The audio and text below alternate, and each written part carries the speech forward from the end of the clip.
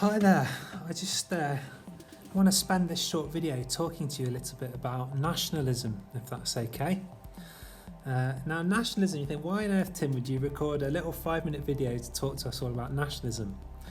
Well, the reason is I think nationalism is quite a big deal in our culture at the moment. It's on the rise, and it's something that Christians can sometimes get entangled in, but I'm not sure it's very healthy.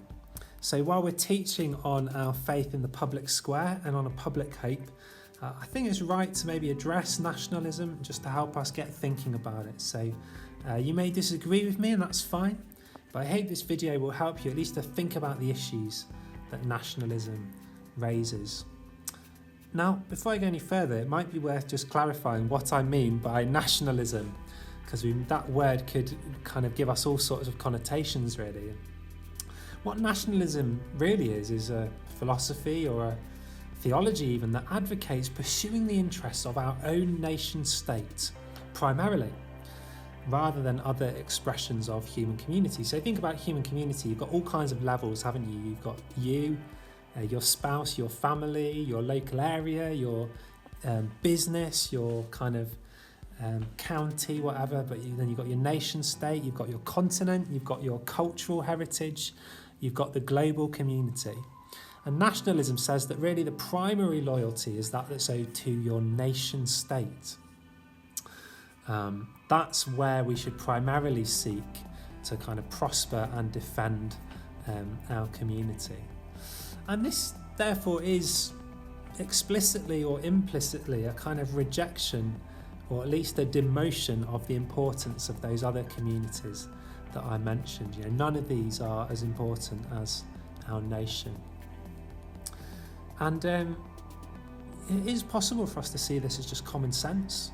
That sure, we've always had nations, we've always had nation states, and that's always been the way that we've chosen to organise human community, and it's the common sense way of doing things, or even some of us Christians might say it's the God-ordained way of doing things. I don't think that's the case. I think throughout history there have been many different ways that humans have sort of banded together, ways that we've formed community. And nationalism is contingent, really. It's not. It doesn't definitely have to happen, but it arose at a certain point in history, and it arose with liberalism, which we've talked a lot about this month.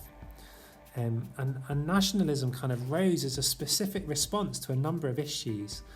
Partly it rose because of the Reformation and the Protestant Reformation seeking to deconstruct the influence of the European Catholic Church and to bolster the authority of local rulers to have power and authority over their region, which became their nation.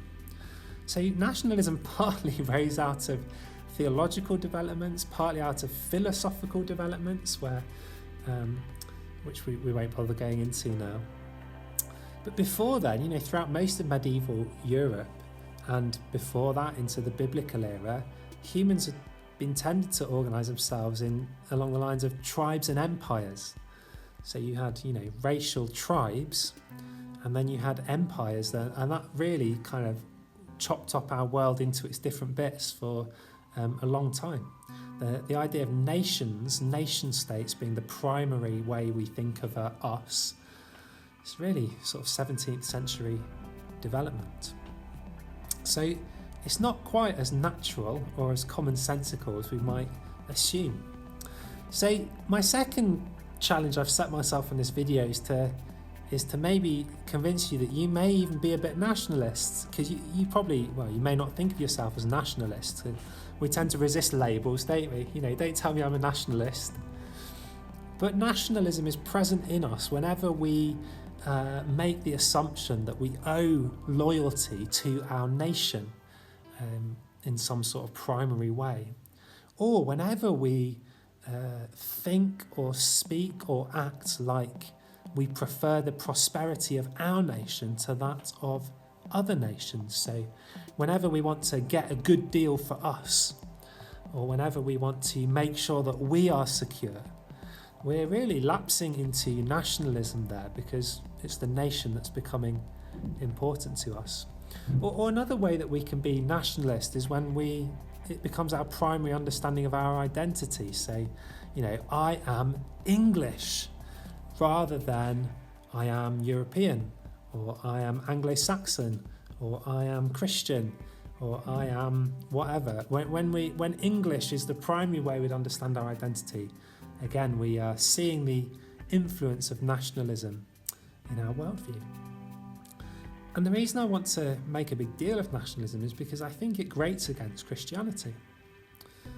Christianity, as we've talked about in other videos and other teaching this month, calls us to seek the common good, the good of all men. Nationalism often encourages us to seek the good of our men, a smaller number of men. Christianity would never ask us to prioritise our well-being over the other's well-being, but instead to strive for the flourishing of both. Nationalism may occasionally pay lip service to this, but more often than not, it doesn't follow through on its actions. As Christians, our priorities are much more complex and much more mixed. Let's take, for example, the sort of idea that I have more responsibility proportion to the closeness of the community, say. My family is the closest community to me, and it's therefore the one I have the most responsibility for. Well, nationalism assumes this kind of missing middle. It says, you're responsible for your family, and then you're responsible to the state. And there's this whole missing middle: local, business, trade, cultural heritage, race, faith, these other loyalties and priorities of community that nationalism simply doesn't recognise or put much value on. And particularly for us Christians, we have a Christian vision of this. Paul said, your citizenship is in heaven. He explicitly says, don't over-identify yourself with any kind of earthly human authorities or communities, but your citizenship is in heaven. You're part of the kingdom of Great Britain? No, the kingdom of God. And our responsibility, as well as to our biological family, is to our church family. But our church family is totally cross nations. And if we take our Christian obligations and loyalties seriously, then that massively qualifies any sort of loyalty that we owe to the nation. We owe it far more to the Christian family of God across the world than we do to any individual nation state. And the other reason I think that nationalism grates against Christianity is because of our commission to pursue the common good. And the common good must involve the common good of all across the world. But nationalism doesn't do very well with the global common good. For a start, it's just incompetent on many global issues we face. So we face numerous global issues. What about, for example, the many refugee crises across Northern Africa, Europe, through into the Middle East, Yemen, many of the kind of war-torn parts of the world where there's huge refugees crises? Well, that goes beyond any one nation state's ability to deal with. Or what about international corporations? Those who shift their tax receipts around the world. So you get these, if you get big enough to be a transnational company, all of a sudden individual nation states become quite impotent in dealing with them, in restricting their power, in legislating to kind of control their excesses and to secure a sort of fair taxation. Or international crime is another one. There's many issues we face in our world today that simply can't be solved by nations on their own. And nationalism often tilts us away from seeking the common good in partnership with others. Nationalism also so easily can become racism or can become violence. This strong sense of us and you drawn along national lines. And I think we see some of that damage today. And also, nationalism is so often selfish and self-serving. It's often protectionist. You know, Trump's mottos of "Make America Great Again" sort of implicitly carries the message of what that will mean for other nations as well. There's something called lifeboat ethics that often goes with some forms of nationalism, the idea that there isn't really enough resource for everybody, there's not really enough to go round, so we must at least make sure that those in our lifeboat have enough, and that is the morally right thing to do. Nationalism tends towards the destructive use of power in a competitive environment, because if it's no longer us seeking something good together, but us seeking something separately and in competition with you, and hopefully you can sort of imagine how that plays out, you know, and how it has played out many times in the 20th century. I'm tempted to get into the Brexit debate, but I'm going to steer away from that one.